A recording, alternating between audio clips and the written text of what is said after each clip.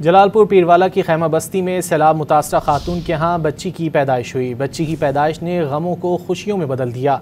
सैलाब से मुतासरा इलाके बस्ती लंगरवाला की रिहायशी खातून के यहाँ खैमा बस्ती में बच्ची की पैदाइश हुई।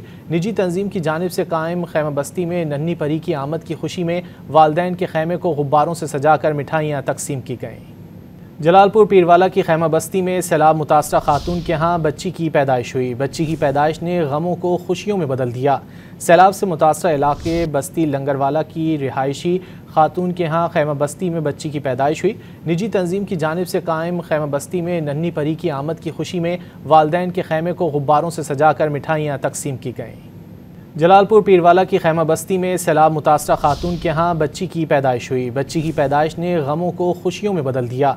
सैलाब से मुतासरा इलाके बस्ती लंगरवाला की रिहायशी खातून के यहाँ खैमा बस्ती में बच्ची की पैदाइश हुई। निजी तंजीम की जानिब से कायम खैमा बस्ती में नन्ही परी की आमद की खुशी में वालदैन के खैमे को गुब्बारों से सजाकर मिठाइयाँ तकसीम की गईं।